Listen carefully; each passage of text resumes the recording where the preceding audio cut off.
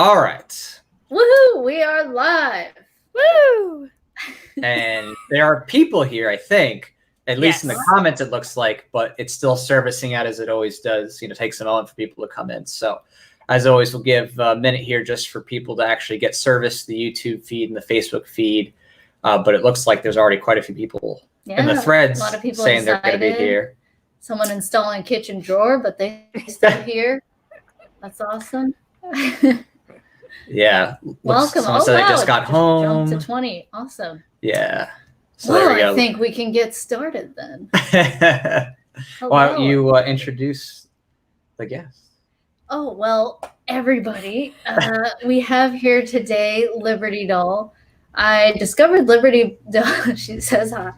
I discovered Liberty Doll like 3 months ago, first as a fan.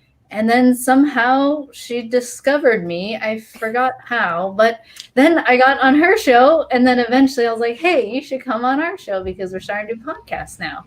And Liberty Doll, what attracted me to her was how, and why I subscribed on YouTube, was because she was covering a lot about the Second Amendment, what was going on.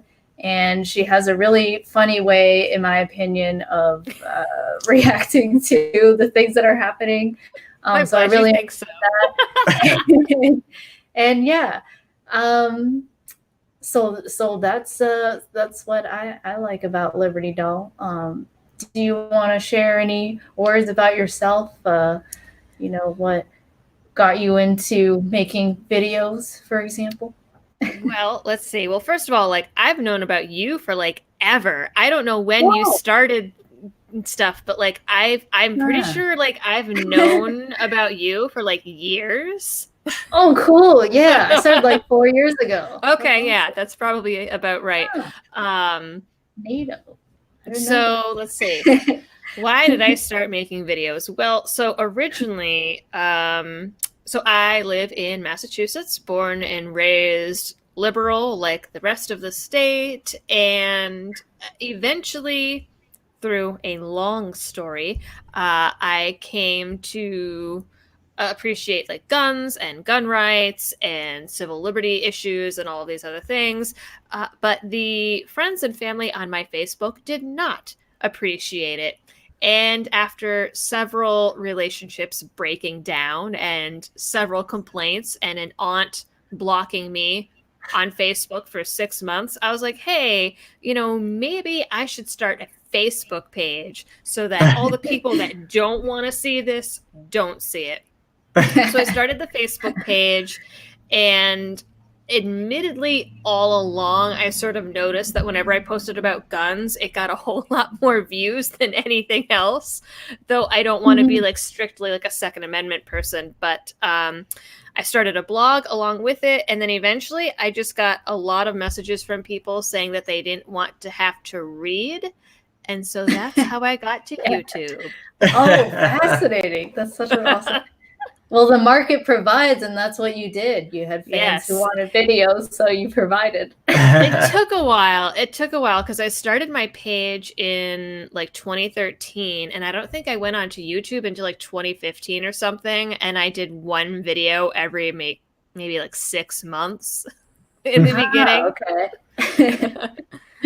And I got tons. Oh, yeah, I know. I never thought that I would ever have enough things to say to do any sort of regular video, let alone a live stream or going on other people's shows. And then some people that were part of the Gary Johnson campaign asked me to guest host one of their podcasts in oh God, maybe 2014, 2015, something like that. Way back whenever, and I was the only one that actually took it seriously. And then I realized oh wow, I actually could probably fill up 10 minutes every week. And then that's how I started doing weekly videos, and now I just try to keep up with it. There's one rendering on my desktop at home as we speak. Wow. Yeah, and the other thing I noticed is you are so dedicated. and you found the time to publish so many videos now. And I know there's some people, you always have some people, complaining and saying, oh, you should turn it around like the day of. And I'm like, well, first of all, if it's not actionable, what's the point? And 2 to 3 days is really fast. Well, I mean, and I still have a full-time job. I'm not a full-time YouTuber yet. And I mean, the question is like, is it dedication or is it workaholism?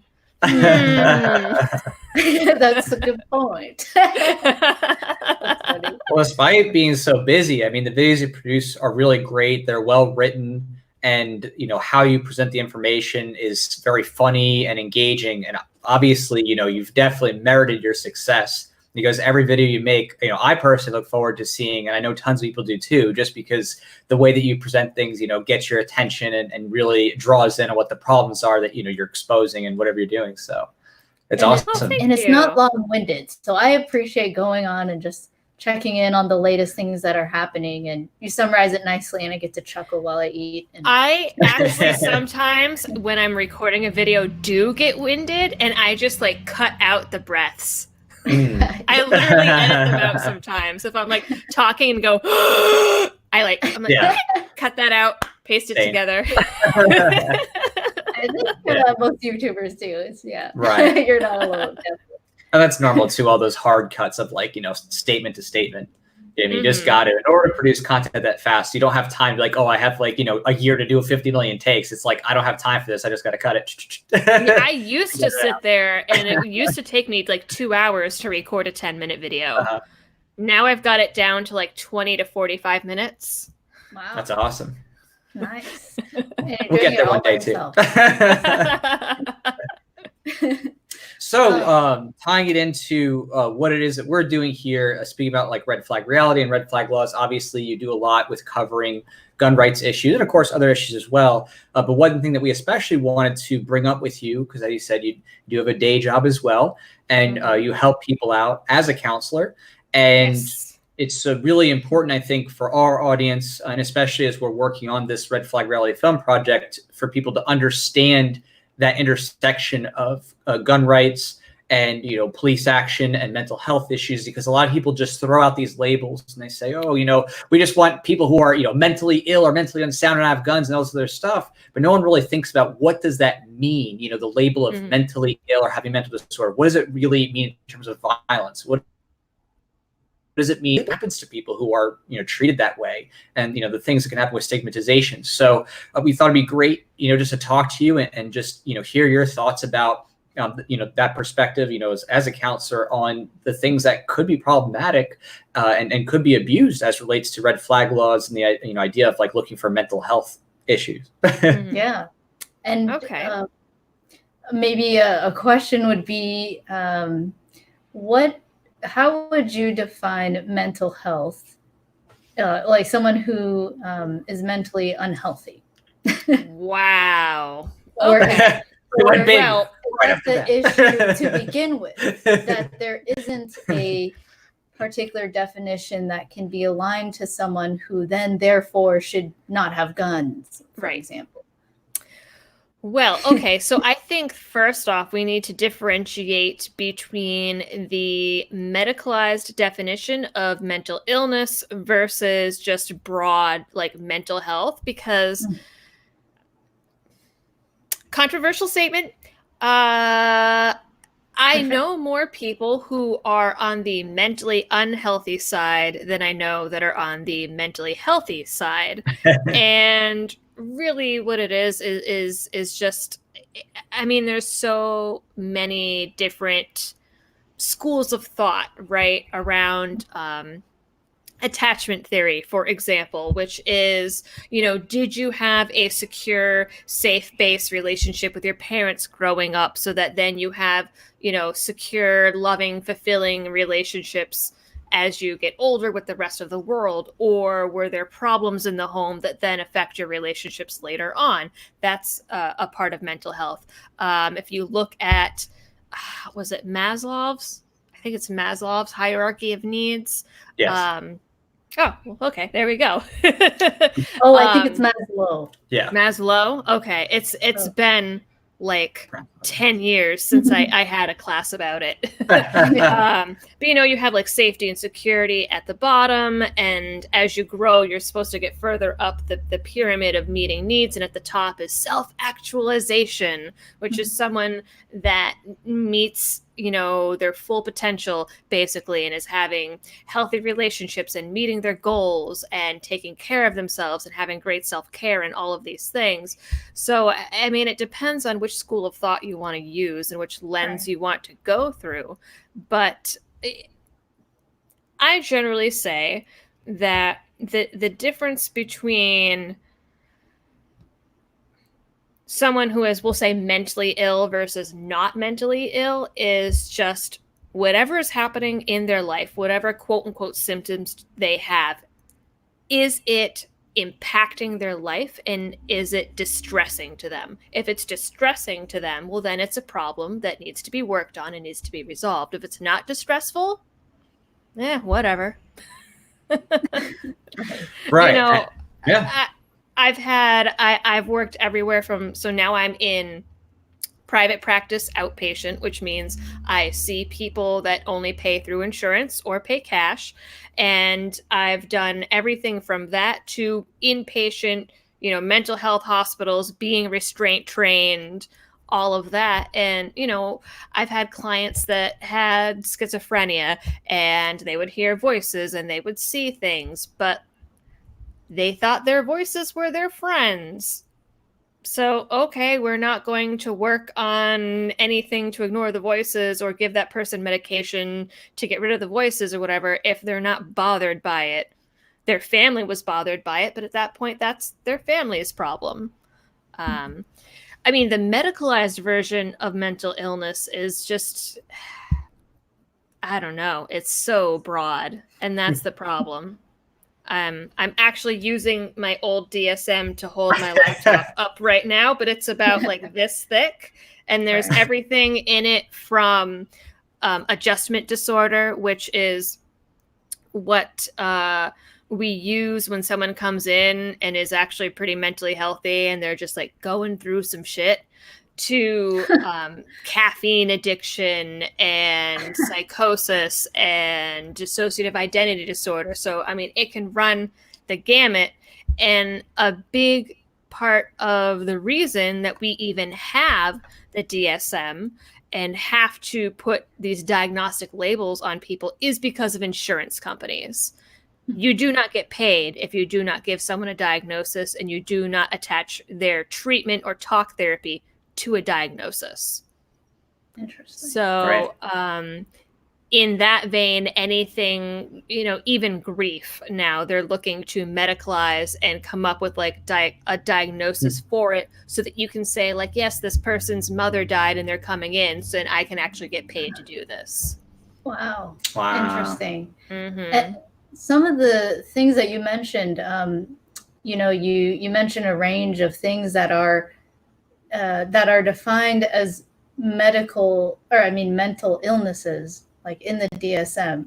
They range from like benign things that a lot of us have gone through, just like, okay, this week just feels like that because there's a big change, or grief, or an addiction to caffeine. Like, I think what you're pointing out here is, one of the reasons why it's not a good idea to say, okay, everyone who has a so-called mental illness should therefore be disarmed, because you can be defined as having one, and it depends on the definition, as you pointed out. Right. And so the question is, who defines which one is violent or whatever, and should be disarmed.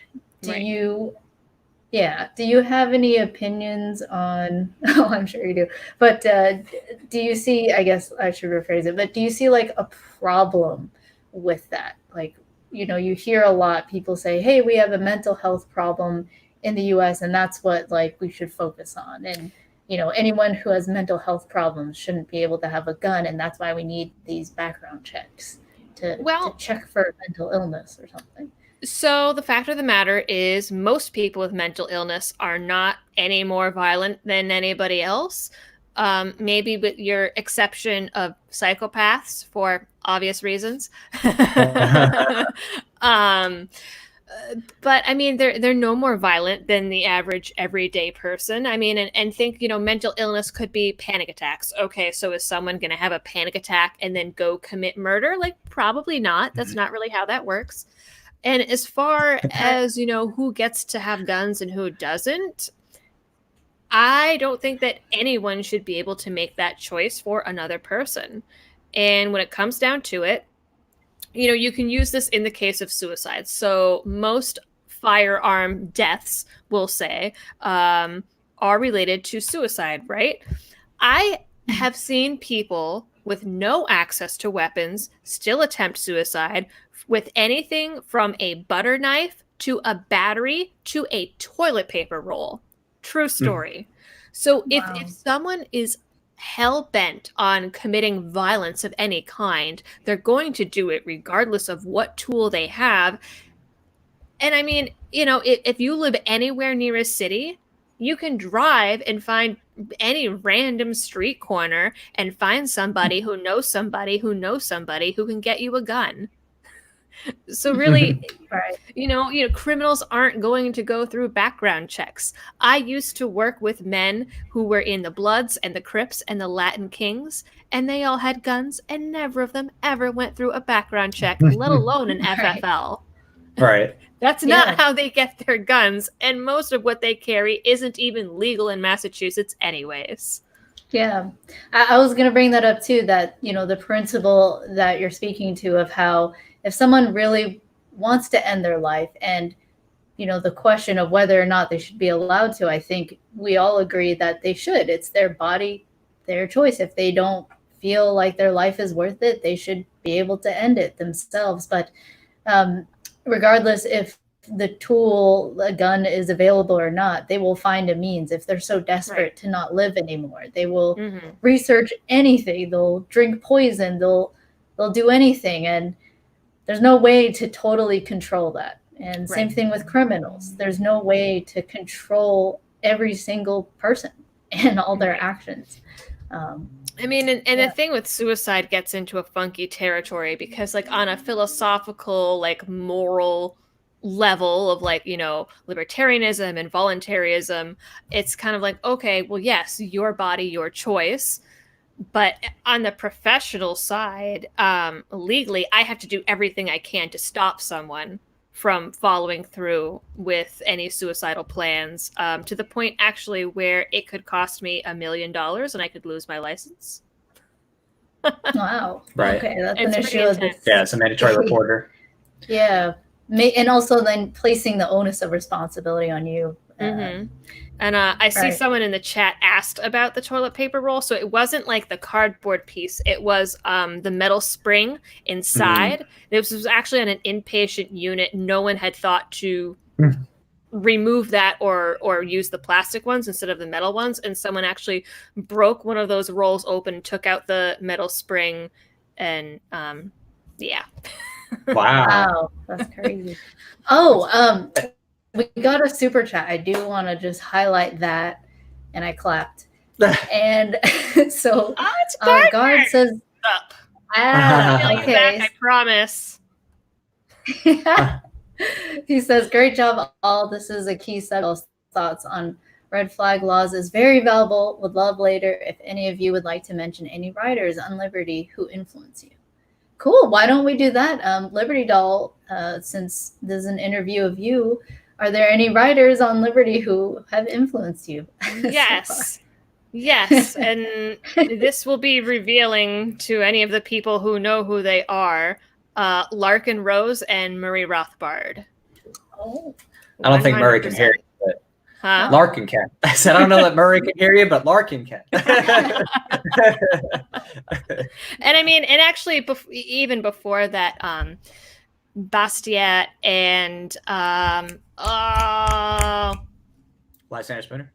No. Oh God, I always forget his name. The Economics at One Easy Lesson. I mean, that's not really Liberty. Henry Hazlitt. Yes, Yes. We would definitely win like a crossword puzzle, like a hangman with like different liberty no more riders. public school, no more tests. But it Yes. creeps up.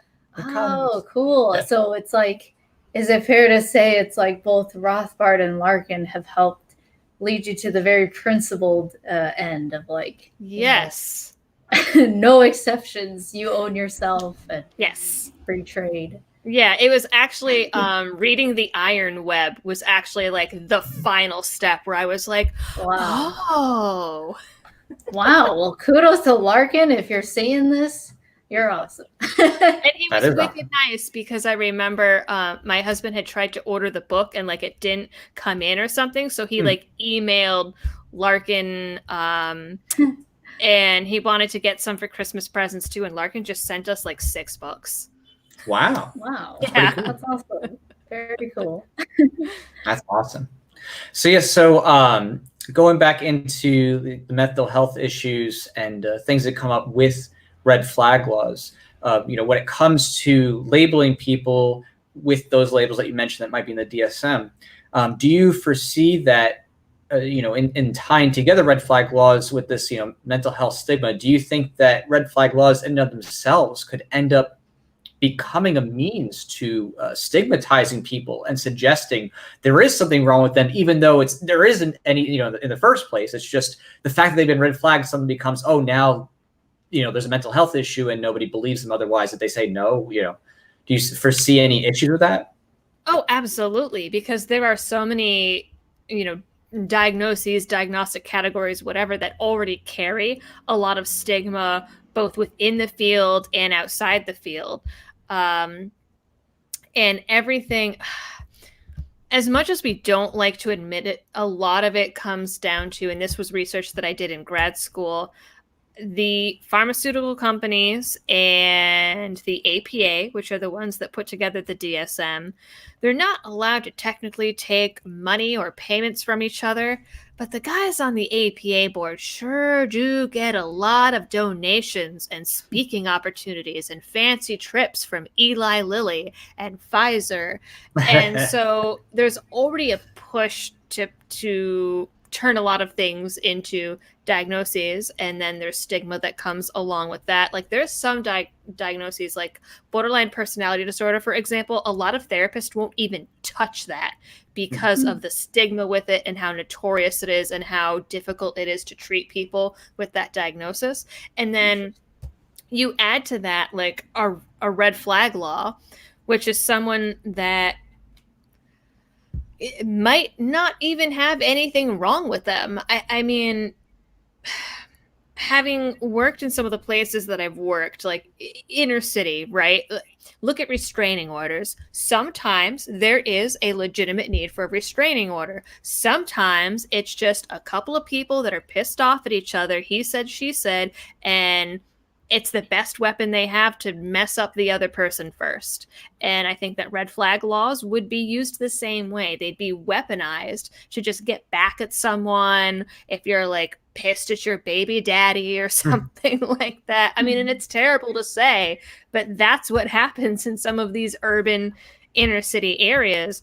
And then like, okay, so say that you've gotten a red flag put up against you. Like, okay, so even the logistics of like, does that go on your medical record? Does it stay there forever? Is it on your criminal record? Like what happens with that? How do you, if it does stay, like how do you clear it off? And then a point that I brought up in the video that's rendering at home right now in regards to New York is actually something that one of my viewers had said to me, like, okay, so if the government decides that you are not reasonable or healthy enough to have your gun, what else are they going to decide you're not healthy or reasonable enough to do? Right. It's a slippery slope. Once you like validate that it's okay to do it this way and circumvent, due process, then they can just easily apply it to other areas. Well, because that's fundamentally what it is. It's, when they're saying, just by unilateral decree without you even being there, because it's, an ex parte proceeding, they're saying, oh, you can't have this property right. Right. And then you think about it, you're like, wait a second. So you're just taking the guns. You're not removing the person from the situation. There's, if there's such a threat, you're not actually, putting them in a cell or saying, oh, you're such a threat, we need to hold you. They're not preventing you from getting another instrument, knives or whatever type of saw or, power tools, whatever it is. It's literally just guns, and there's nothing else otherwise. When you look at it, it literally makes no sense, from any perspective. It makes absolutely no sense to say this person's such a threat. We're going to let them free and have unbridled access to anything else they could possibly use to hurt another. So, it's scary. And there are already things in place. Every state has mandated reporting laws for teachers, doctors, therapists, social workers, like the whole gamut of helping professions have mandated reporting laws, which is if you believe that someone is at imminent risk to themselves or to others, you have to call 911, unfortunately, or convince them to go to a hospital to get evaluated because they are unsafe. Most states, not all, I think there's maybe 10 or 12 that don't also have something called Tarasoff. Now, the Tarasoff laws are wrapped into mandated reporting, and they are the duty to warn. And this is based off a case from California a few decades back where there was a therapist who was seeing a young man who kept talking about wanting to kill his girlfriend. And there were no laws about it, and the therapist didn't do anything. And surprise, the dude went and killed his girlfriend, and her last name was Tarasoff, and that's why they call it Tarasoff law. So now if you believe that anyone is in danger of committing violence against another person, you not only have to call the police and get them evaluated, you also have to warn the person that the threat has been made against. And I've unfortunately had to do that a few times myself. Third, on top of all of that, if someone is really that incompetent, there is a way to, and I don't want to say take away their rights, but there is a way to sort of, it's called a Rogers guardian, which is someone basically, if they are so incapable of taking care of themselves that even as an adult they need a guardian assigned, then you get a Rogers guardian. But even that is something that you need tons of documented paperwork from doctors, from psychiatrists, from therapists, lawyers, and there's like a whole court hearing and court proceeding around it. So there is nothing that there's no reason for red flag laws because we have it on the risk end. And as far as like if someone's incapable of making decisions, like there's a court process for that too. Red flag laws, though, just aim to like step in and make a decision like that without any due process. Interesting. Right, and exactly, and piggybacking off of that, when it comes to the lack of due process and red flag laws and what it ultimately does. Would you say, in your experience, that when it comes to mental health issues and things like that, recognizing those types of problems where someone is a threat, would you say that from the mental health side, there's a more strong delineation of like an actual threat being made towards somebody else in terms of that, looking at that? Right. There absolutely has. So there's something called like if-then language. Doesn't constitute a threat. So if someone says like, oh man, if I fail this test, I'm going to kill myself. Or if this person does that, I'm going to punch them in the face. That doesn't count. They have to be like, for example, I had someone that said like, wow, my teacher gave me a bad grade. I know their work schedule. I'm going to set the school on fire and then wait outside with a lead pipe to hit people as they come out. That's a pretty credible threat. That is a plan. There's a date, there's a time, there's a means. They have access to the means. You have to assess for all of that. If someone says, well, oh, hey, I want to do this thing, but I don't have any access to my plan. The plan isn't lethal or any other number of categories.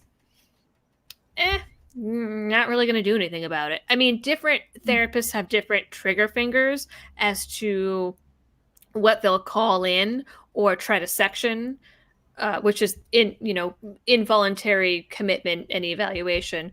My trigger finger is not as itchy as other people's, but again, I've spent time with really severe chronic and violent populations. So I sort of have a different idea, I guess, of what to look for versus not. Right. And like in the red flag climate as it stands, for example, in Broward County, this is where the Parkland shooting had happened. There was a man who had just literally posted a picture of his AR build, and he was criticizing in a political way the protesters, that is the students who were saying, oh, ban guns and things like that. And the Broward County Sheriff's Office red flagged him just for those things alone. And fortunately, he beat the case, but he had to hire a lawyer to deal with that. And it goes to show, in a comparison to what you're saying, that what red flag laws are essentially doing is eviscerating any type of actual, credible threat analysis or any type of, due process at the onset. And so, that's, very concerning. When it comes to thinking about, these kind of diagnoses, have you ever heard of the clinical psychologist, Dr. Bruce Levine? Sounds vaguely familiar. Because he wrote an article, Why Anti-Authoritarians Are Often Diagnosed Mentally Ill. Have you ever come across that? No, I have not read that. So there's, I definitely recommend checking it out. He writes a lot of great things, but he goes over there in terms of thinking about, DSM, and he often talks about how people who are just simply anti-authoritarian are often diagnosed mentally ill, and many of the psychologists, psychiatrists who are diagnosing themselves, of course, are very bootlicking. You know what I mean? So could you speak to that, maybe just from your own experience, how, in a sense, the cards are already stacked against people who favor liberty when it comes from a psychological evaluation bent? Right. Just, in terms of how they diagnose and what they look for, how does that pair with people who are just, individualists who just want to be free? Well, it's interesting that you bring that up because I've been in several liberty communities online over the years, and there was one in particular that a lot of people, when they found out my profession, would message me privately and be like, oh wow, I've been diagnosed with antisocial personality disorder, and that's the new word for sociopath and psychopath. And there were a good handful, and I was like, well, that's kind of interesting and a little creepy. Some of them probably definitely were, I'm not gonna lie. But there is, if you look at oppositional defiant disorder, which is diagnosed in children, and then conduct disorder, and then later, antisocial behavior, one of the qualifiers for all of those is sort of a rejection of authority. In those cases, so in ODD is interesting because I used to work with children and I hated it. And I had several children that came to me pre-diagnosed with ODD. And actually in all of their cases, it was interesting because they were actually clearly suffering from trauma, and they all came from broken homes that didn't really have rules to be breaking anyways. But it is a qualification for several diagnoses in the DSM. Absolutely. Just rejection of authority. Yeah. Right. And I mean, maybe this is because of my stance on liberty, but I think, you have to take so much of a more nuanced approach with it, because I guess it comes down to intent. Is the person against authority and for liberty for, philosophical, moral reasons, blah, blah, blah? Or is it flat out that they don't have empathy and don't give a crap about other people? That's really what it comes down to. Those diagnoses are supposed to be for people that literally don't care and don't have an empathy part of their brain. But they kind of get thrown around anyways. Yeah. Well, I noticed because I also worked with young people as a juvenile defense attorney and as a teacher as well, and I worked in all those. Yeah, so I have a bit of experience. You're special. I could never do that. With working with young people in those environments where I'd work with clinical psychologists, psychiatrists, and so forth on both the criminal side and also the schooling side. And one trend that I noticed among working with all those different groups of people is that inherently there is a stigmatization that comes up by virtue of the schooling system, where if you don't obey and conform, you are labeled these things, and things you noticed or noted in the DSM. And to me, I see this very concerning for young people when combined with red flag laws, because now you have schooling as a norm, and they're doing all these red flag law drills and scaring them all the time. And then there's telling everybody, with Sandy Hook Promise, and they have their Say Something program, which is now being rolled out in schools, and they like add their website to, I've seen personally on many kids' homepages and splash pages. So they have this, anonymous reporting system, and they're getting kids to like basically look out for anybody who might like guns or who reads. So it's like Hitler Youth, basically. Yeah, and make them irrationally paranoid of others too. So that quiet kid in the class who's like has anxiety, they're gonna be like, oh, he's about to shoot up the school, or his kids are like so impressionable. Yeah, that's awful. Yeah. So just tying that into the the mental health discussion here, do you think that there's some special dangers, looking at the school system and intertwining it now with, we have, these kind of anti-authoritarian labels and stuff like that they put in kids. And now you throw in red flag laws into the mix, and this anonymous reporting. What kind of problems could you see, especially coming up in the school system as relates to, red flag laws? Well, automatically, number one, this is going to hit little boys far more disproportionately than it's going to hit girls, because boys are rowdier and more likely to kind of do their own thing and be loud and be a little, I don't want to use the word combative, because I think that has a lot of negative connotations. We'll say feisty. Little boys are feistier than little girls. I mean, and I don't know, there's sort of this expectation that girls are going to follow the rules anyways, and little boys already get disproportionately misdiagnosed and overdiagnosed with like ADD and all of these other things as it is. So now if we're looking like, oh, he's not following the rules, we got to watch out for him, and then he's going to get a red flag law. I mean, that's just a recipe for disaster. 100%.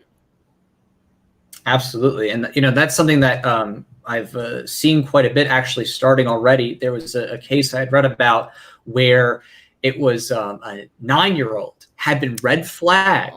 And it was because he was being bullied. And he's like, if you keep hitting me, I'm going to, come and shoot you tomorrow. So they red flagged this kid. And then the mom comes in with the kid in the court, and she's like, we don't even have any guns. I mean, this is a kid who was like just being angry at bullies who literally were hitting him. And, fortunately, the court dismissed it. But it's just another example, that I'm seeing where it's going to be weaponized, especially against young people in terms of combating the culture of liking guns in the first place by going after and hitting up those kids. I mean, and people don't understand that little kids, like any time someone makes a threat, I mean, you want to check it out and talk to them and see what's going on and what's behind it. But people don't understand, like, adults don't even, for the most part, have that great control over their emotions. Now, imagine being 9 or 10 and being shoved into an environment where all the other people around you are your exact same age, and school is the only place that ever happens. And then like they're picking on you, and you have people yelling at you and telling you to follow these rules all the time. And yet you're a little kid and you have all this energy and you want to like bounce around. People just don't understand the way that kids handle and respond to emotions. And I mean, they're just like little, I don't know, they're little like hurricanes in there. If adults have trouble controlling their emotions, kids certainly can't do it. And they're going to say things like that. And they're going to over exaggerate and overreact because that's the only way that they know how to communicate how they're feeling. Yeah, definitely. I think that relates to like a more societal symptom of just most people not just focusing on labels, that like they'll just have judgments and labels for somebody and how they're acting, but there's no desire to understand root causes or where that comes from. And especially when it comes to children who need that guidance the most, who need that attention and help.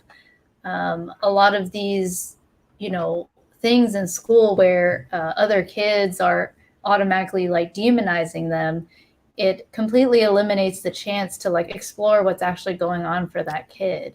And at least the existing laws that you talked about where like educators or mental health professionals, like there's specific criteria and it all relates to violent acts, and also logically having a means to do the act. Right. Like you wouldn't say a 2-year-old, you know, who can't even like whatever handle the tool, like whatever it is gonna do something. Like it doesn't fit into that criteria of like, oh, they can't even actually do whatever threat they're making. As far as I'm sure there's a tool that exists for evaluating homicidal ideation. I've never had to use it, but as far as like, you know, if people are suicidal, there's all kinds of different tools out there. The one that I like to use, it's called an LRAMP. It's from Marsha Linehan, and it's her risk assessment management protocol or something like that. And it's generally a good one because it helps you out with liability issues. And even that is like 7 pages long, and it asks you 3 or 4 times what the exact threat is, what the means are they lethal means, does the person actually have reasonable access to it, and things like that. I mean, it is like drummed into you that that's what you need to look for. Yeah. Instead, red flag laws completely circumvent that, like in California. Right. I mean, in the case of like, you know, it's just another form of restraining orders, you know, these extreme risk protection orders, right? And those, I mean, maybe it's different in other places, but around here, you can just like walk into a police station and say, oh, someone threatened me or whatever, and have no proof. And that person gets served with a restraining order. If they're doing that just for restraining orders, of course they're going to do that for red flag laws. Like there's nothing that's going to be investigated. There's not going to be any way to prevent it from happening. You don't get to defend yourself in any way. It's interesting. How can people think that that's a good idea? I mean, maybe people that just don't understand how it would actually work, which, I mean, seems to be the vast majority of people. They don't understand how anything in government works, but definitely they just imagine that it'll be used just fine and there's no room for corruption, there's no room for mistakes. They just I think it's all fundamentally about just fear and control. They're just super scared of consequences, so they want to do anything to control it. And that's why we're trying to do what we're doing here with, you know, the Red Flag Reality Film Project, is we're trying to help communicate to people just how serious these red flag laws are. Propaganda. Right. That's the other thing. Propaganda is how these people are so scared. You have these school shooter drills with children. You have these school walkouts. Oh, everyone takes a day off. No need to go to school, but you need to get on the bus to like, you know, advocate for gun control. Like, it's so pervasive. And I did a video a while back. I think it was called "The Truth About School Shootings," and in it, I forget who it was that did the analysis. It might have been Washington Post. That if you took all the school children that are in public school and all the days that they have gone to school from 1990 on, it's like a 1 in 6 million chance of getting caught in a school shooting or something like that. And it breaks down. You actually have a higher chance of winning Powerball and Mega Millions than you do of actually getting caught in a school shooting. And yet schools everywhere are having these drills and freaking people out. Like the other day, even locally here, and this is, I'm in Massachusetts, but I'm in like the one red-ish county in Massachusetts, and there's a lot of like farms around, so there are people that go hunting. There was like a teacher that like a shell casing fell out of his pocket or something like that, and someone else found it, and they locked down the school because they found a shell casing in the middle of a hallway. Like a piece of metal. Wow. Yep. To the point that like there are kids that even call things in when they want to miss a test. Right. Oh, so they take advantage of it. Oh, absolutely. Yeah, it's really from what I've seen personally, you know, because I ran some of those Code Red drills, and also see it now, still work with young people, they are getting fully indoctrinated to believe that school shootings are a very serious threat and that you're really gonna die, like you're gonna be next. And it's insane. I have to sit there and debunk these things with them and say, let's take a look at numbers, and you're really more likely to die by getting hit by lightning today than dying in a school shooting or dying in a car accident on the way to school. It's just so ridiculous. But the whole, I think, point of this is to turn the next generation against the right to bear arms, and to, in truly 1984 style. I think that's why we were so serious about doing this project, is because we see how clear it is, this program of propaganda is against kids, to get them to be in a constant state of fear, and to, because of that fear, beg for their liberties to be restricted before they're even legally allowed to do the things that they're asking to be restricted on, which is truly insane. Right. And I think it's twofold, because not only are they giving this propaganda to the kids and making them so anxious and fearful, and they are definitely fearful because they come in and tell me about it. But on top of that, as far as like the parents go, our perception of risk changes drastically when there are children involved. So even if it's the most minute, least risky thing, you put a child, or you mention a child in that situation, and our perception of risk skyrockets. So I think that they're doing this and scaring the kids and getting the kids all like hyped up to be against guns. But on top of it, then it's also getting the parents to like join in and reinforce that and get scared themselves. I mean, just the other day, I had someone come in, and they were totally freaking out because they were taking a family trip to Arizona, and they were like, oh my God, but I know that there are a lot of people that own guns in Arizona. We're going to die. And it was like, okay, let's walk this back Stigma and talk about it a little bit. Yeah. Yeah, it truly is, I think, a long-term strategy to just basically get everybody so fearful and so wrapped up in that true 1984 style, like the actual book, where they're constantly saying, oh, the enemy's going to attack tomorrow. It went from the war on terror, and now, like, when that's basically fizzled out because there's been enough time in media that most people are just not even scared anymore war on drugs. Of that. Yeah, before that, the war on terror was the war on drugs.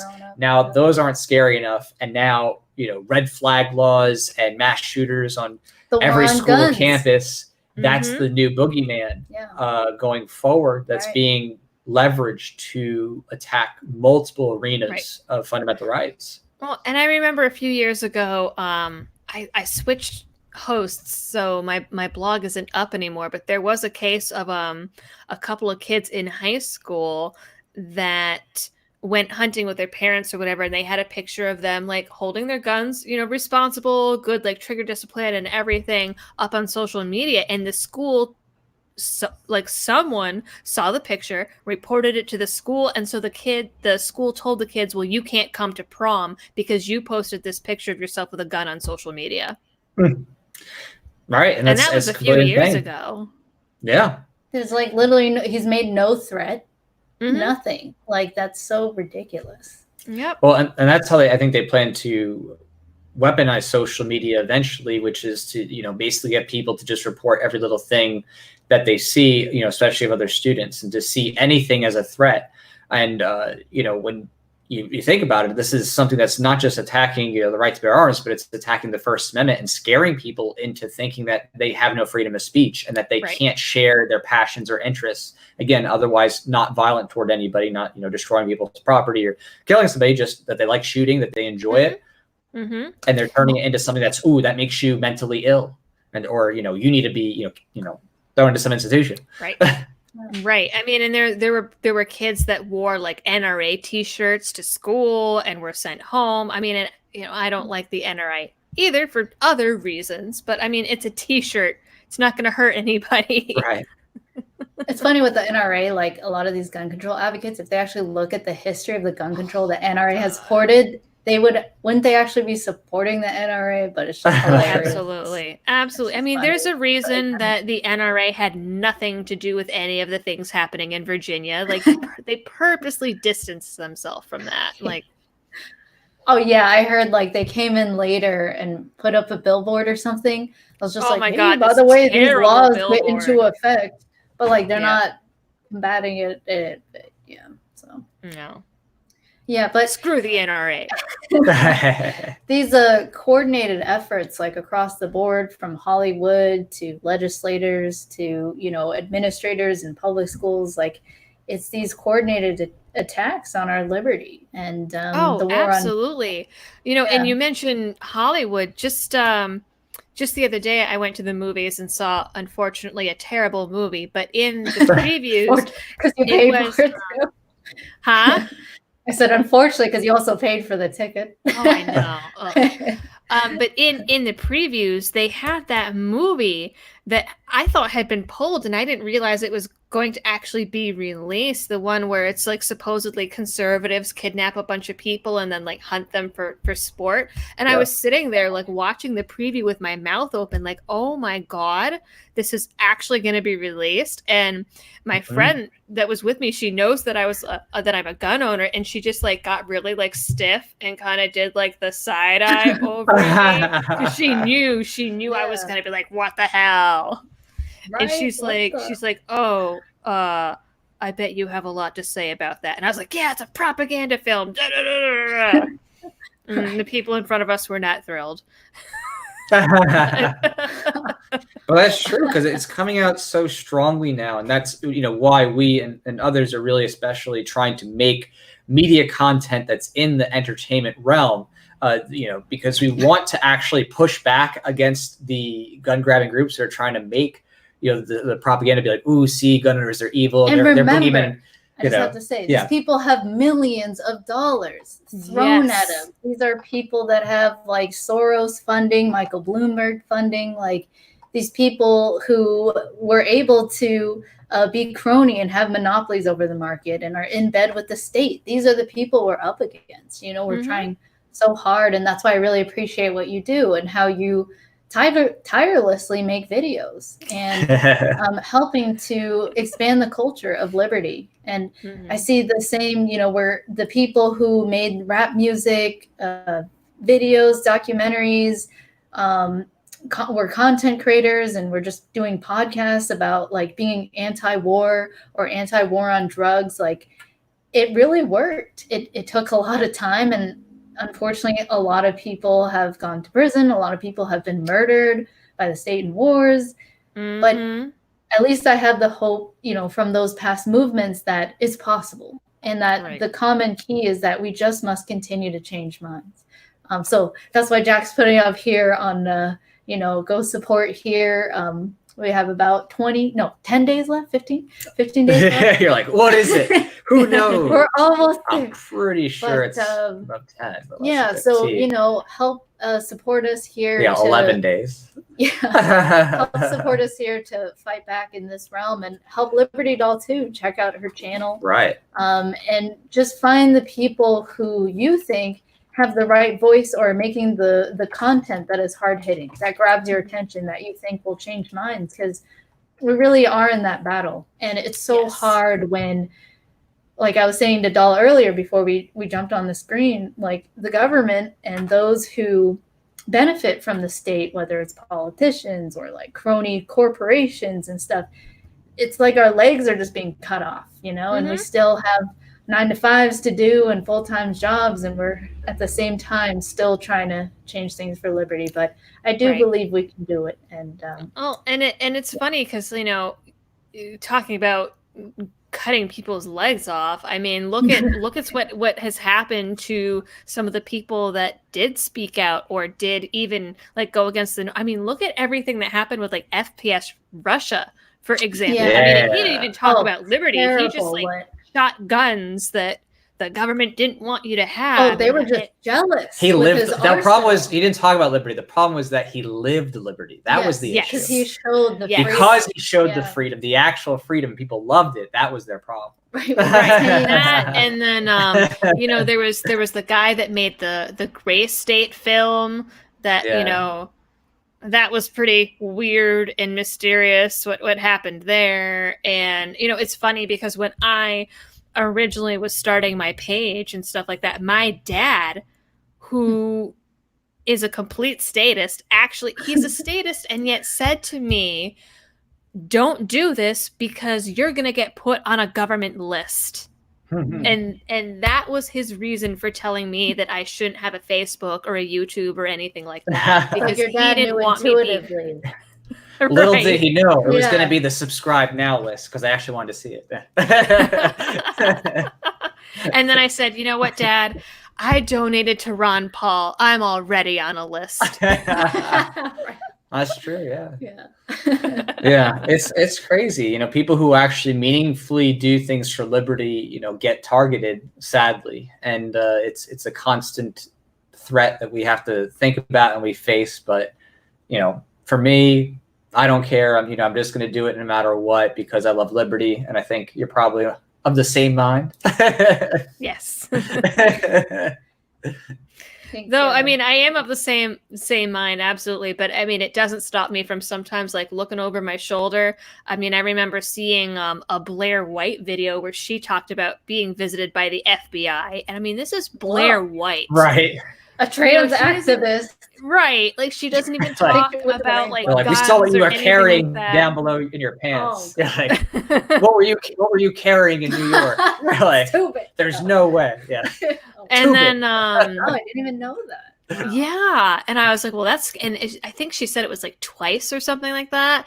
And then like, I don't know, when everything was going down in Virginia and there were people getting threats put against them for like being speakers there and everything, I was like, man, like, do I have to be like looking over my shoulder for black vans? Right. Yeah. Hopefully not. But it comes with the territory. You know. It does. I think, Man. you know, we try to lay low. It's not like we're like, hey, we like go to the station. We're like, hey, here's my real name. Here's my full address. Here's everything about me. You know, it's like we're doing the best we can to minimize our risks, minimize our chances of being targeted. But we do recognize that is an issue. And I mean, for me, if it ever happened, I would rather die fighting. And instead of, what's the alternative? Going to prison, like some of these people, being potentially tortured. I'd rather die as like a martyr than just go and be in prison and be forgotten and, you know. And it's kind of funny because it comes full circle, because especially with everything happening in Virginia, I've had a lot of people emailing me, messaging me, commenting on my videos, asking me how come I'm not calling for direct violence against the government and telling me that I'm not a real patriot or I'm not a real gun owner or blah, blah, blah, because I'm not committing a crime by saying on YouTube to go do X, Y, and Z. And like every time I say to them, I'm like, you realize like that would be a federal crime, right? And if I were to say something like that on YouTube, not only would I get like visited by the feds and brought to some black site with a bag over my head, I'd probably also get red flagged. Yeah. Yeah. That's true too. Right.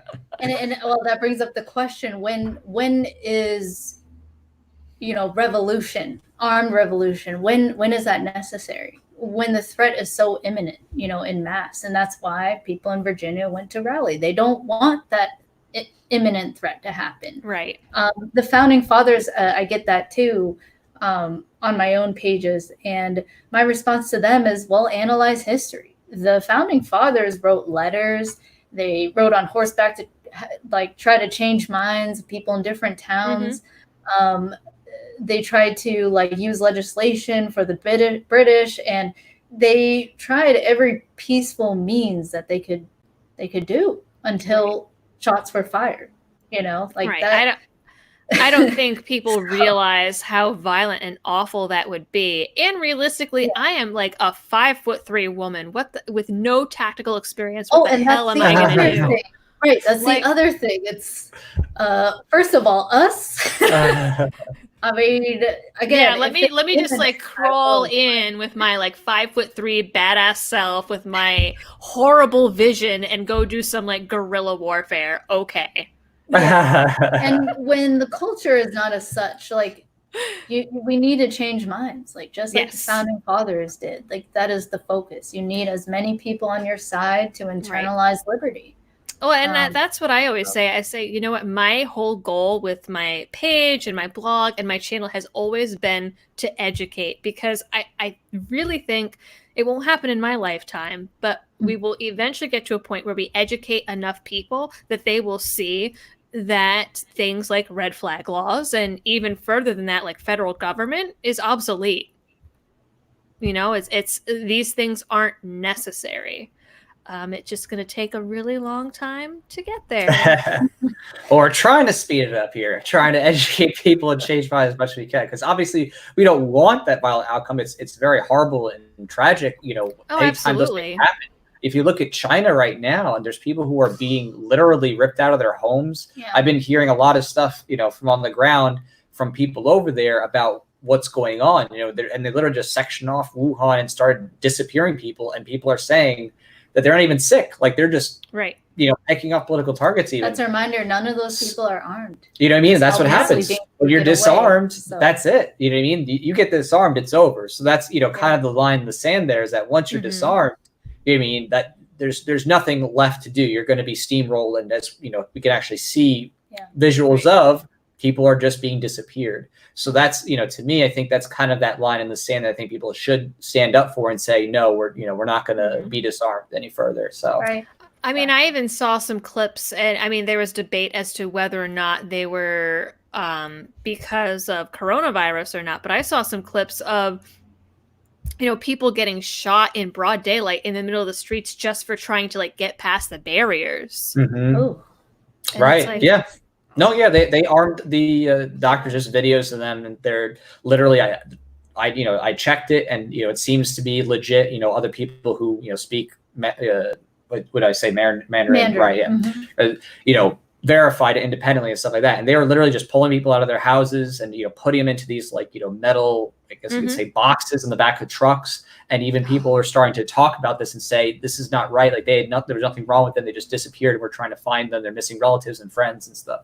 So, you know what I mean? That is the ultimate end, I think. I think that is what will come here eventually. You know, just like the Chinese government has a social credit system, I think that is happening here and now, just on the private side first, you know, with social media, and then the government's leveraging the technology to backdoor and then eventually roll it out and make it normal, just like, you know, Real ID went through it and so forth. So, you know, we are seeing those totalitarian structures, you know, coming to the forefront here. Right. And America's like the last stand, the culture of guns and self-defense culture and individualism see it as the last stand in America. And this war on guns is a war on liberty. For every person from somewhere in Europe that comes in and says like, oh, wow, you Americans, you're so stupid and silly with your guns. For every one of those, there's probably 5 other people. I had someone even come in on one of my streams recently from Korea. Wow. And, you know, people from all these other countries saying like, wow, everything that's going on in our country is terrible. And when it really started to get bad was when they took away our guns. Don't ever let the government take away your guns. If we still had guns, X, Y, and Z wouldn't have happened. I hear that from people all the time. All the time. Well, exactly. They're not going to be able to just, you know, go and grab hordes of people and throw them in trucks. Right. If their, you know, brother, sister, uncle, best friend sees them and they're like, no, you're not going to just take my friend away. I'm going to shoot you. You know what I mean? Like, so, you know what I mean? Like, you know, zero, you know, none of the people who were loaded into rail cars, you know, were armed in the Holocaust. You know, none of the people who were, you know, in the killing fields and stuff like that, or, you know, under Mao's they were not armed. The people who were slaughtered. You know what I mean? That fundamentally, that's the difference between whether you live or die, is whether the people who are being persecuted have the means to defend themselves. And if they don't, then they're going to be slaughtered and, you know, enslaved unless somebody else with guns comes in and liberates them, essentially. Right. Definitely. And thanks, Brett, for that support thank too. You, Brett. Hooray! Didn't say anything, but I figured I'd Hooray! say a little. Oh, your hard-earned capitalist cash. Thank you. Yeah, so of course support on the campaign too, because that's the one that FPC is dollar matching on. So Firearms Policy Coalition's dollar matching your campaign $15,000. in addition to their current support. So again, your support goes double on the campaign. And again, we're going to do our best to produce as much content as we can. We want to produce the full feature short. That's going to be hard hitting with David West, our cinematographer, and he's putting out some great stuff on Buck the System. Have you ever seen Liberty Doll David's stuff on Buck the System? Probably not. I aside from like the news that I get for making videos, I live under a rock. Right. I don't really have time to actually absorb content. I don't know how I have time for even right now. I don't even know. But you're here, so we're glad you showed up. So and make it time. But if you ever get a chance, his stuff is in your genre too. It might spark some ideas for your own videos, of course, in that genre and in that realm. So, but yeah, we're going to be pushing hard this year because we see this kind of as a do or die. As we said from the beginning when we first started this, this is it. Like, as far as we're concerned, this is the last stand because red flag laws literally do basically erase all your rights. Like that, this is like the real deal. Oh, bye-bye First Amendment, bye-bye Second Amendment. Oh, please come to your house. Yeah, you're going to be quartering some soldiers there too. No Fourth Amendment, no Fifth Amendment, gone. Like literally, red flag laws is Bill of Rights 100% scrapped. And again, it was already being attacked in other ways and circumvented through Border Patrol and other things like that. But this is like the literal weaponized a power for other people to use the government against you directly and eviscerate everything, just for enjoying, your fundamental rights. They're going to sit there and say, oh, they're evil. They're mentally ill. They need to have their, guns taken. I'm calling it in. And someone's going to either come in and murder you or, to bare minimum, make you miserable, ruin your life financially, and make it hard for you to do anything. So, yeah. I mean, and people will say like, oh, well, I mean, there's always a way to like appeal and get your rights back. And it's like, not really, though, because I mean, you need to go to court for that. You need to get lawyers. You spend money. Yeah. Yeah. I mean, you would need to get like evaluations. I mean, it's wrong. Right. I mean, the process is like, quote unquote, there, but not really. And I mean, really what it comes down to, in New York, for example, there's a bill that came out where they want everyone to go through psych evaluations for every gun purchase. And if someone says that you can't do it, I mean, there is an appeal process, but the appeal process is you literally have to get up in front of a judge and try to prove that the government evaluators didn't do their job correctly. That is never going to happen, ever. Right. Yeah. And just like Brett said, guilty before proven innocent. Yeah. That goes against one of the fundamental rights that we're supposed to have as U.S. citizens. So it's absolutely ridiculous. Yeah. And especially scary too, I think, and I didn't fully appreciate this, I think, until I had someone message me and share their own personal story about being red flagged. They had a version of a red flag law for schools, and the person who had messaged me shared his story, and he did a couple public speaking engagements, and he said that when he was flagged at his school, the things they didn't know about him were that his dad was both verbally and physically abusive, that he was a creative writer. So he had a bunch of different interesting stories, and he was researching a bunch of things as relates to weapons and history because he was actually trying to make it real. Like, a novelist would sit there and be like, I want to make this true to life. So he has all these things because he's a writer, and that's how he finds his relief. Learner. So someone messed with him, and the way that he says it is it basically stigmatizes you. People automatically think the second you've been flagged, no one wants to touch you. They think, ooh, this person that they're bad. Don't touch them. They got red flag, right? They're being investigated. And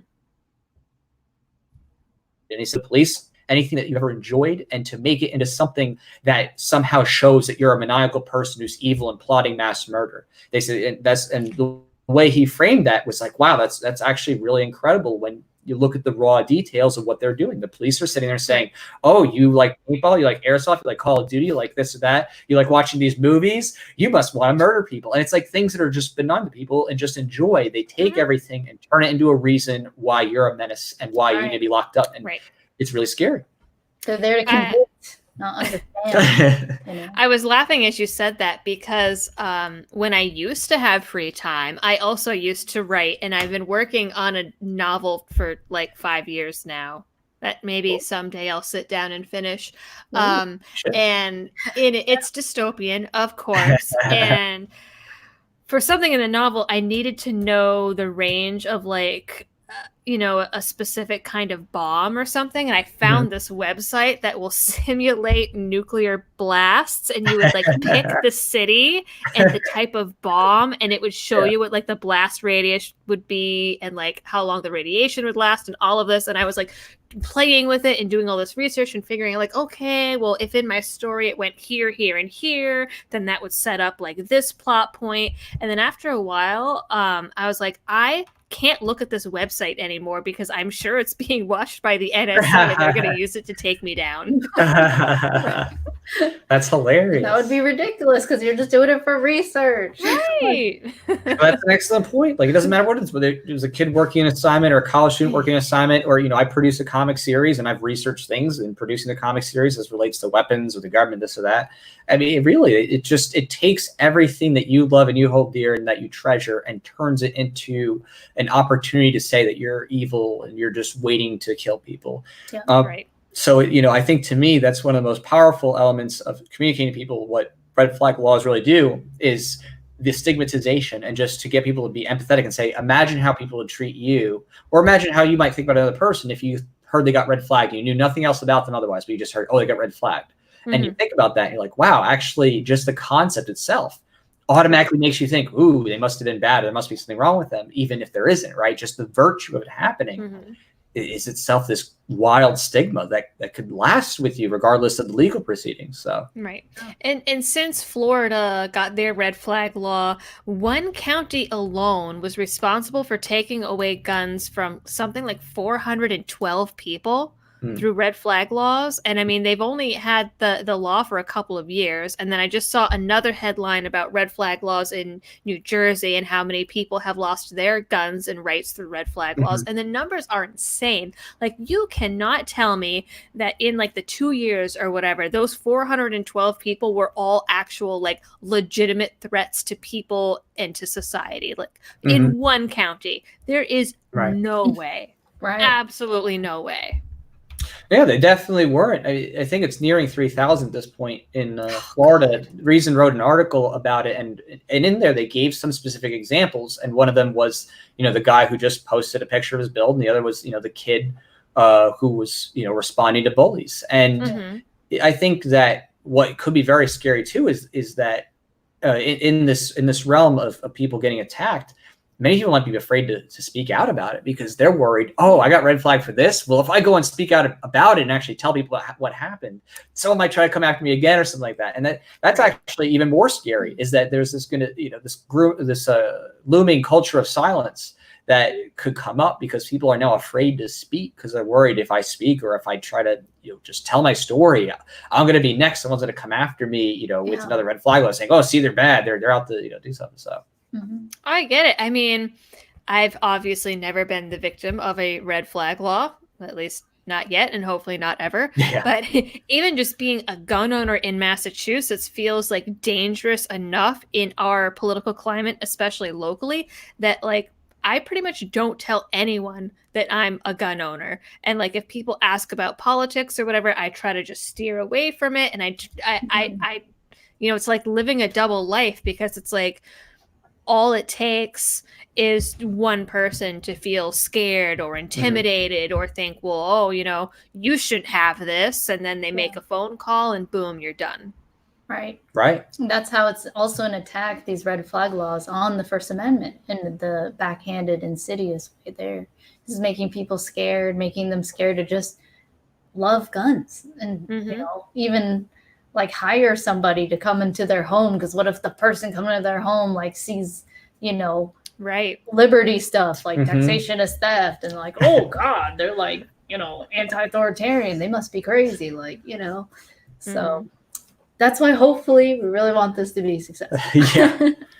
And I mean, those are some unintended consequences, right? Is that people are going to start questioning who they're friends with, right? They're going to start wondering, ooh, could I even be friends with anybody that's even, even if you like are willing to have those conversations, you're like, is it really worth being friendly with this, either, center left or like, anti-gun person, you know what I mean? Because you're worried they're going to say something. You're worried about who's going to come into your home to do a service request. You're, worried about any little thing. And to me, I think that's actually the most evil element of these red flag laws is basically turning the government into these gun grabbers' personal tool for persecution, and making you afraid of being and doing and living anything, and just celebrating the gun culture. It's really kind of scary what this could eventually become if it's not stopped.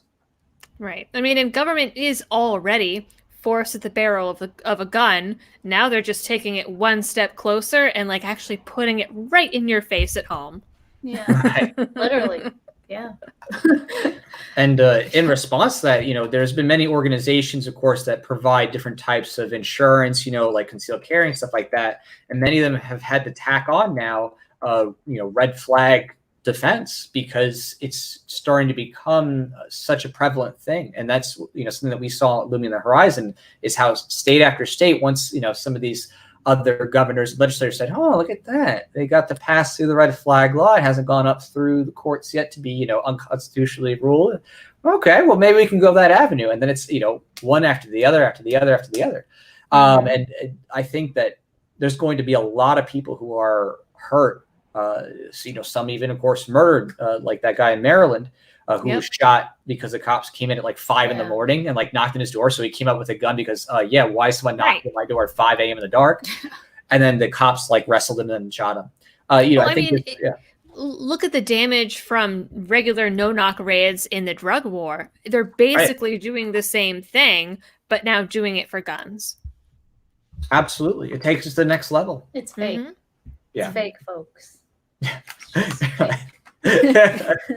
Yes, that's a problem. But you still always have trigger discipline and never pointed at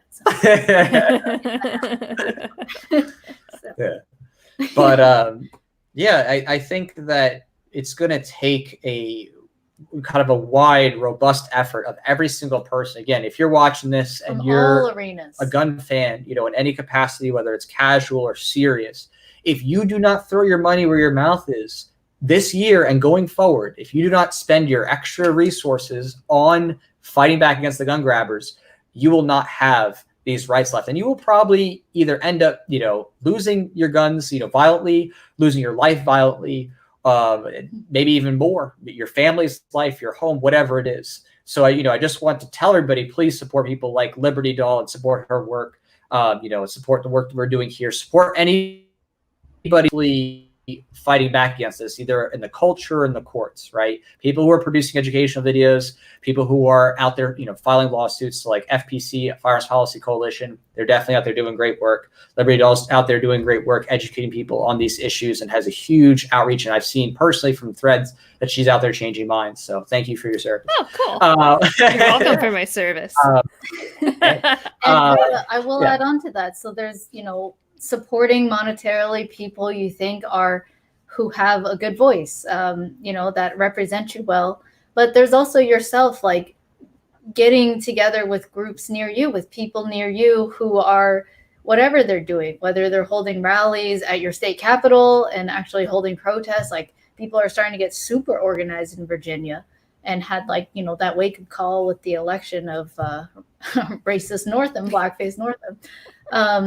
They realize, oh shoot, we got to at least show up and show that, we care. So it can be really anything. I also think it's effective to tweet at your representatives and Congress people, and imagine if 20 people said, oh, this is tyranny, or this, violates my right to self-ownership, or this violates my property rights. These people can get afraid, and has been shown to do, and they may change their rhetoric or back off on certain legislation. Right. I mean, after all the people showed up in Virginia at the VCDL rally, and I firmly believe it was a hell of a lot more than 22,000 on the day of. I was hearing estimates from law enforcement that it was 120,000 people. Wow. But regardless, that, and then, they were Sorry, just saying, then they really minimize if that's the case. Oh, yeah, absolutely, absolutely. And then, they were all showing up. There were people from ARFCOM and VCDL and all these other different organizations that were showing up every time Bloomberg had a stop in Virginia. Yeah, those were great. gun prevention tour and all that. And now actually HB 961, which was the assault weapons bill, is dead for right now. For now. Oh yeah, they're tabling it for next year. Yeah. But and I think that people kind of get lulled into a false sense of security. I see a lot of people saying like, oh, gun rights are going to be fine because we have Trump. Trump hasn't really been that he's promoted red flag laws. Right. He said take the guns due process later. He said that. Right. He's promoted, the bump stock ban, the red flag laws. But even on top of that, right, like, okay, so even if Trump was like a perfect Second Amendment president, what happens after he's gone? Right. I worry about what's going to happen is like, okay, are the gun grabbers going to double down at that point? And then is it just going to get even worse? Realistically, it probably will. Yes. But I mean, people can't get complacent. And that's a large part of what happened in Virginia. A, the voters weren't showing up. And then B, the ones that did show up didn't have any pro-gun candidates to vote for. Because no one, everyone was like, oh, it's Virginia. We don't need to run. Right.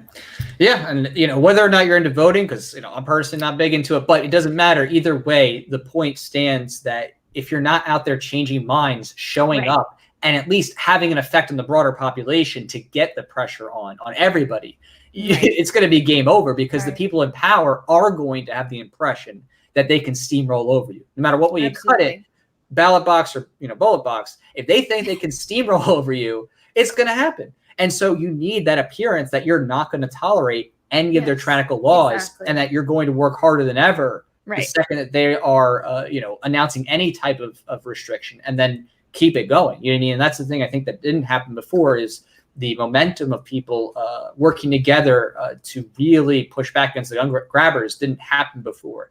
There's some pushback after the assault weapons ban in the 90s.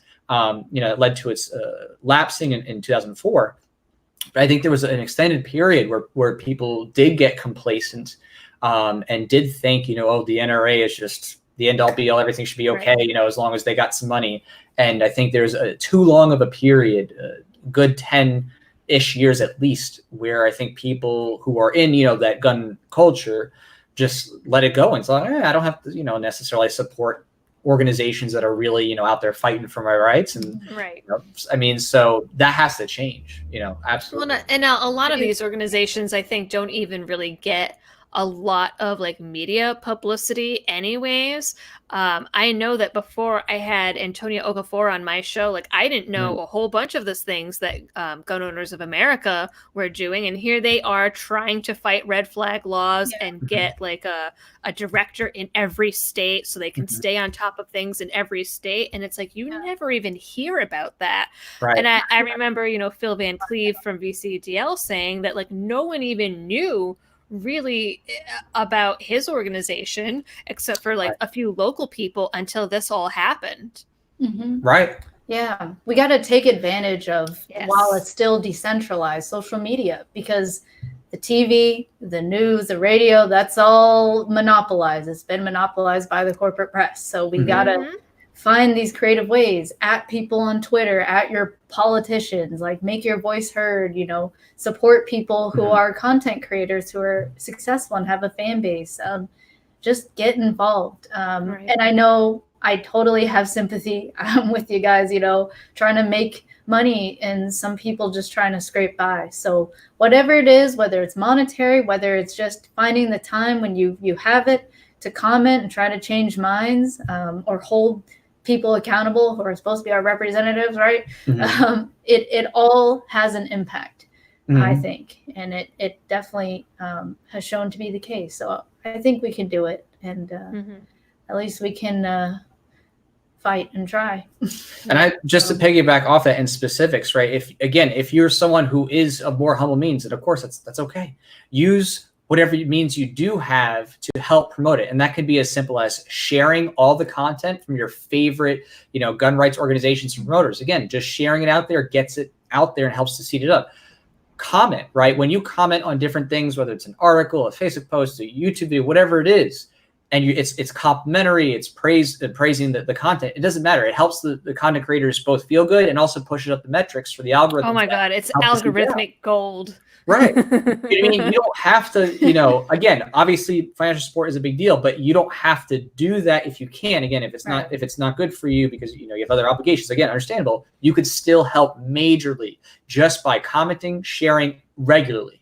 Again, if like you're everyone watching now, thank you for your service and right. having good thoughts and ideas. People do read it. They're not going to like tell you, hey, I read your stuff. But most people are taking it in subconsciously and just reading and just analyzing. So the more we can contribute to that consciousness, so to speak, that culture together, the better we can shift the culture back towards liberty. Right. Right. I mean, and you mentioned like even just adding people on Twitter. I think the cool thing, like Twitter can be a dumpster fire like 75% of the time. But one of the things that I think is really cool about Twitter is you can like at someone and I mean, get a response. There was one time that I literally was like complaining about my local DMV on Twitter, and the DMV DM'd me, which was terrifying, and asked me for my license information, and I like blocked them immediately because I got freaked out. But like, if the DMV is looking at Twitter, someone in your representative's office is looking at Twitter. Oh, it's true. I guarantee you there are at least several representatives, either like in House of Reps or senators, that are on Twitter trying to build their social media, or on Facebook, on Instagram, and posting pictures of themselves, doing live streams, trying to like get involved too and change minds. It's kind of ridiculous how like Trump and AOC have set that precedent of being like, oh, like trendy on social media, but at the same time, it kind of makes them more accessible too. Right. That's true. Yeah. And they can't, let it go, because otherwise they can look bad if they don't respond. You know what I mean? If they open up that door for communication and they don't respond, then they can get pounded. Just like very often these days when police departments and their Facebook team or social media, right? They post like, oh, look, we got this guy's guns. And then all of a sudden it's like 10,000 comments later of like, you're a bunch of terrorists, you're stealing his gun. Yeah. You know what I mean? And then they respond, they make a follow-up post, and they're like, hey, update, we did the best we could to make sure that, but the fact is that you got them to respond. You're trying to hold them accountable. So, and there was even just recently, there's a guy who got pulled over, and the cop said, oh, he had guns under his seat and he wasn't supposed to. And all these people challenged them because the reason they, supposedly searched the car was for something that was illegal. And they had to like backstep and like repost, and everybody was like throwing fire at them, and they had to like say, well, we dropped the charges on this, because you know what I mean. So there are actually like real repercussions for pushing back against these people who are trying to say, look at us, we're so great for taking people's property and for taking their guns. We're keeping you safe. We're keeping the community safe because we took this guy's Taurus that he just happened to have under his seat and forgot about, whatever.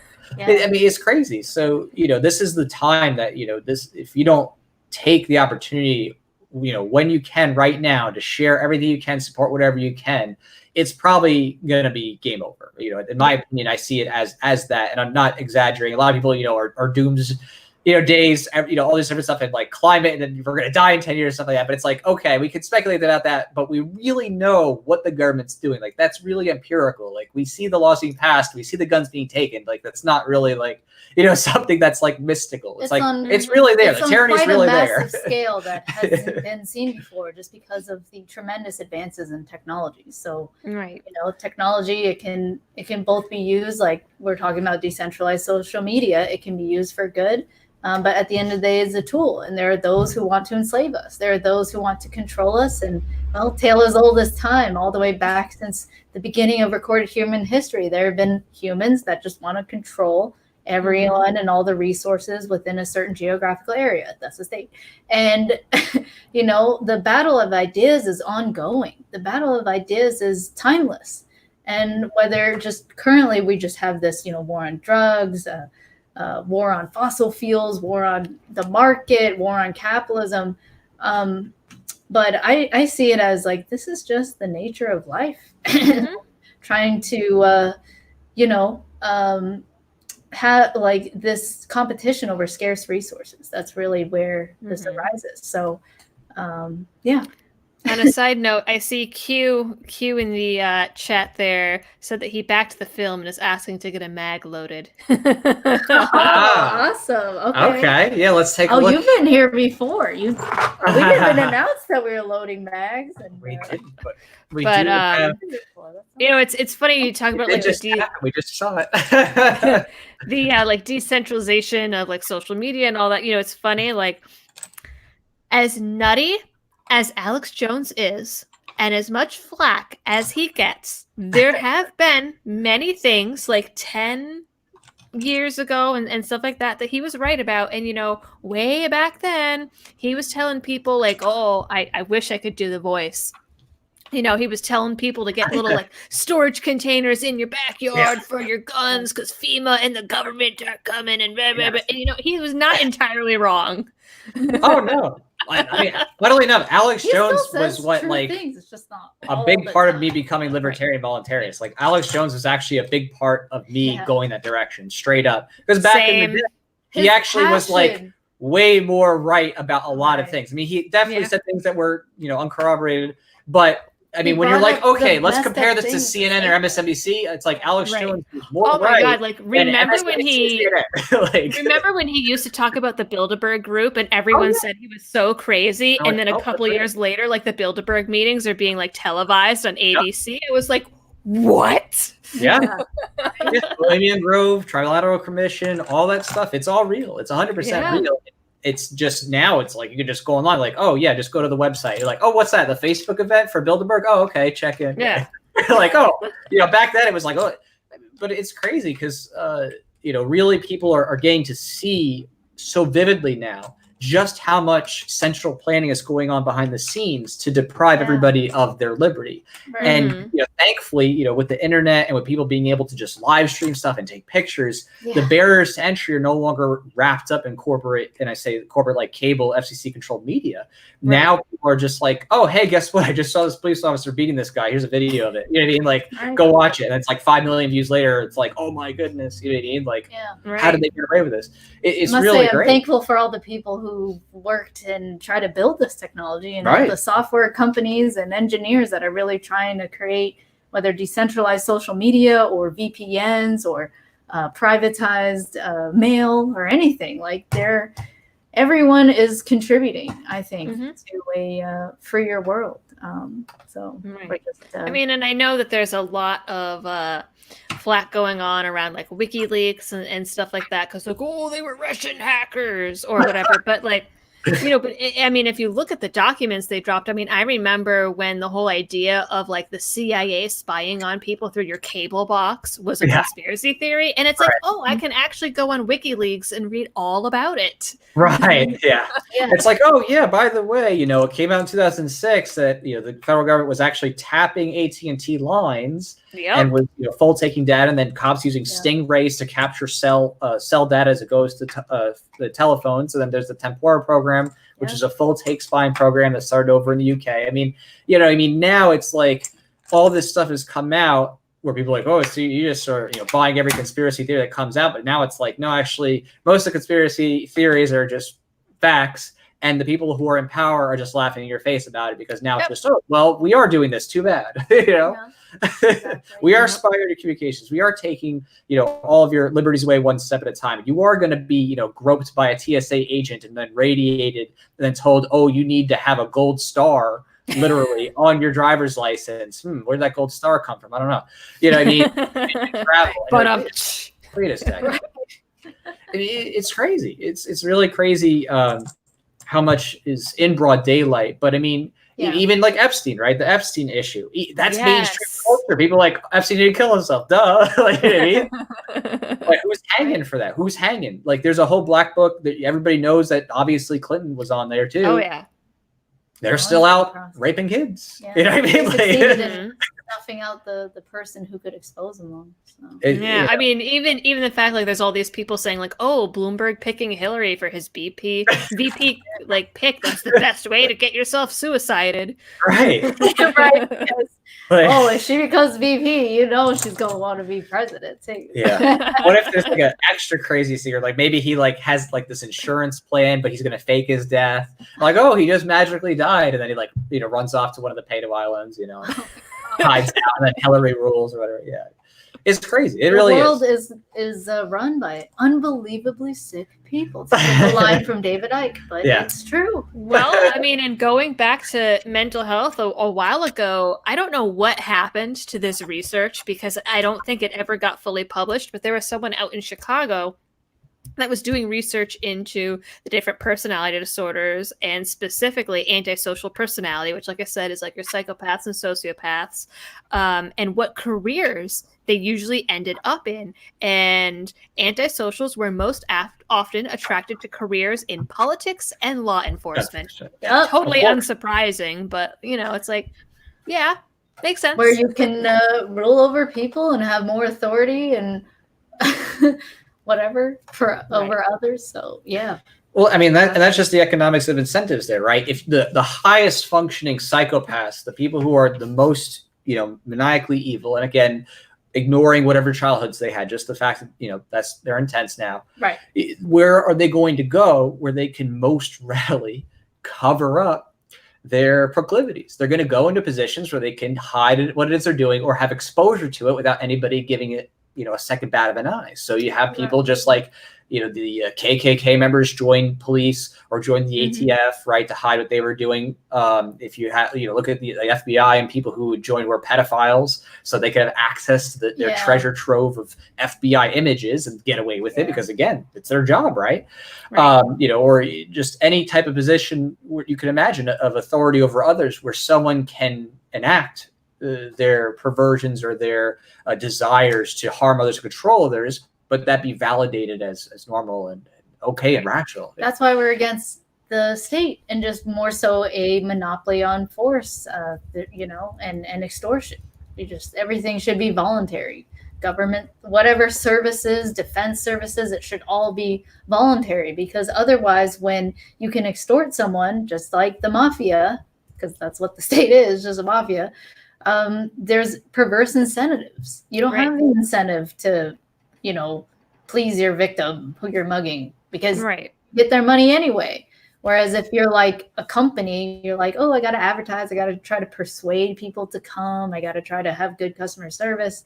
So that's all we're saying. And it's funny because, talking about changing minds, again, I play Dungeons and Dragons on Fridays because I'm super cool. And I agree. It's bizarre. It has ended up, it's been so weird. Like I the first day I got into this group, like one of the other guys was talking and how he's like a classical liberal, and then we had this other guy come in and he's like, oh, that's where I recognize you from. I've been subscribed to your channel for like a year. And wow. It ended up now where there's like three of us like on the spectrum from like conservative to like libertarian voluntarist, and then we have like this other guy who is like a bleeding heart Democrat, and he calls himself like a conscious capitalist or something like that. And every Friday we play our game, and then we end up getting in like this 2-hour-long political discussion every week. And I've gotten him to the point where he can admit that there is no accountability when the government is involved in anything versus the accountability when you're in the private sector, and like incentives and things like that. I can't get him past that, but I got him that far. Hey, that's awesome. Hey, you're changing Well, that's a testament. Guys, you can join a Dungeons and Dragon group. Seriously, make connections, and you can change that one person. Roll free persuasion. Okay. All right. This conversation's going to go well. Right. And now I have my sword of logic. Well, we will end on that note, because I guess it's, for us over here, it's dinner time. So let's go ahead and end it. And thank you so much for your time. And Of course. Yeah. Sure, we'll have you back on if you're up for it. Of course. I have a Voluntarily. blast. Voluntarily. Yes. No Good. coercion. Yeah, we didn't coerce her here. We're not mandatory reporters either, so don't worry. You can talk to us. Exactly. We'll red flag you, even though we know you're God only. I swear I'm gonna kill this person. What are you talking about? You're like, oh no, Dungeons and Dragons. It's all good. Yes. All right, and thank you Those to everyone trolls. who was here and hanging out with us. We had a good over 100 people. So Nice. Oh, Had a good hundreds of time. people, because there was in and outs. Oh, all that's true. hundreds of people. So So thank that's you, awesome. everybody, and we'll be live streaming again soon. Yay. And again, check out redflagreality.com. And we're wrapping up in 11 days. So FPC is dollar matching, so your dollar counts twice. Thanks to FPC and they're awesome. Go donate. Yes. And go support Liberty Doll too, because she's awesome. So Yeah, check out our YouTube on, well, it's just called Liberty Doll, so just go to YouTube. yeah. Literally Google Liberty Doll. There is no other. That's true. It's true.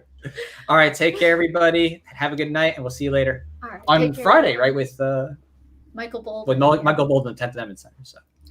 Nice. Bye, everyone. All right, bye. Take